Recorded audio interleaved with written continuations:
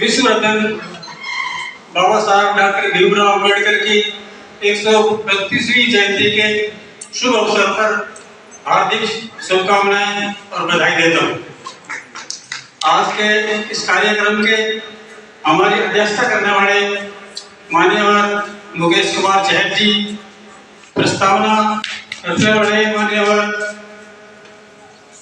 विजय कुमार लाहौरिया जी और सम्मानित सभी मंच पर उपस्थित और सामने बैठे हैं सभी सज्जन साथीगण, सभी को मेरा क्रांतिकारी जय भीम।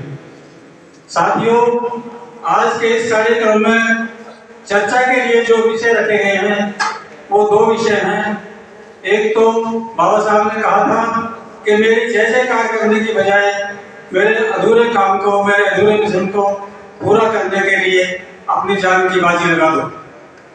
दूसरा विषय जो चर्चा के लिए है वो है हमारे महापुरुषों का सपना, जो समता, समानता, बंधुत्व, स्वतंत्रता, न्याय पर आधारित समाज व राष्ट्र का निर्माण करने के लिए SC, ST, OBC और माइनॉरिटी के लोगों को संगठित कर एक संगठन शक्ति का निर्माण किए बगैर वो पूरा नहीं हो सकता।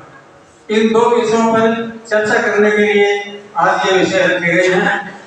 साथियों, जो पहला विषय है, बाबा साहब ने जैसे कहा था कि मेरी जय जयकार करने की बजाय मेरे अधूरे कामों को पूरा करने के लिए जान की बाजी लगा दो। तो साथियों, इस कार्य को पूरा करने के लिए उन्हें हमें 3 मंत्र भी दिए थे जो मूल मंत्र कहलाते हैं। पहला शिक्षित बनो, दूसरा संगठित रहो, संघर्ष करो। तो जो पहला मूल मंत्र है उसमें हमारे लोगों ने कुछ माना भी, पढ़े लिखे, काफी डिग्रियां भी बड़ी बड़ी हासिल की, कुछ पदों पर भी हासिल हुए बाबा साहब के दिए हुए अधिकारों के माध्यम से, लेकिन वो पढ़े लिखे तो गए, शिक्षित नहीं हुए। पढ़े लिखे और शिक्षित होने में बहुत बड़ा अंतर है, क्योंकि पढ़े लिखे तो वो हैं जो उन्होंने लिख दिया वो हमने पढ़ लिया और उसी को सच मान लिया। तो ये पढ़े लिखे की, शिक्षित होने की परिभाषा नहीं है। उन्होंने जो पढ़ाया वही हमने पढ़ लिया, ये शिक्षित होने की परिभाषा नहीं है। शिक्षित होने का मतलब है अपने विवेक, अपनी बुद्धि का इस्तेमाल करना, सच को सच कहने का साहस रखना, गलत को गलत कहने का साहस रखना, दोस्त और दुश्मन की पहचान करना, अपने समाज को आगे बढ़ाने के लिए कार्य करना, समाज को उत्थान के लिए अपना बुद्धि, पैसा, श्रम, हुनर सब कुछ सहयोग करना, वो शिक्षित कहलाता है। लेकिन आज हो क्या रहा है? बाबा साहब ने क्यों कहा था कि मेरी जय जयकार मत करो?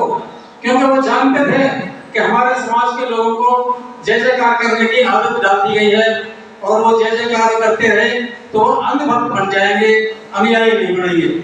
क्योंकि जय जयकार करने वाले तो अंधभक्ति रहेंगे, उन्हें आगे कुछ नहीं करना। जैसे आज भी यही हो रहा है, लोग इकट्ठे होते हैं, अम्बेडकर जयंती मनाने के लिए आते हैं, जयकारे के नारे लगाते हैं, बड़ी जोर से नारे लगाते हैं, बाबा तेरा मिशन अधूरा, हम सब मिलकर करेंगे पूरा।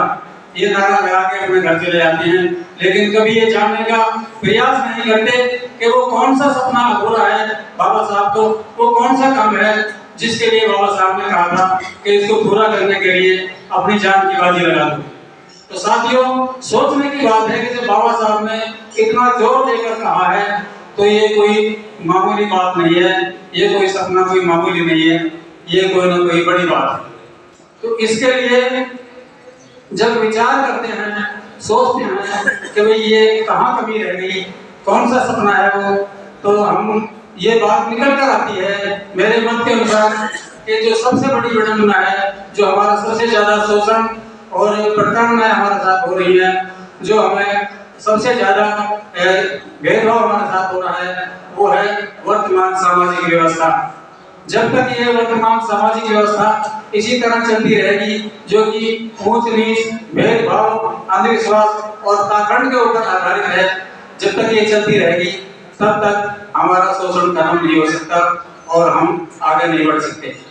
तो ये जातियों को तोड़ना होगा, क्योंकि जातियां हमने खुद नहीं बनाई, ये हमारे ऊपर थोपी गई जातियां हैं। हमें डिवाइड करके उन्होंने शासन करने का काम किया।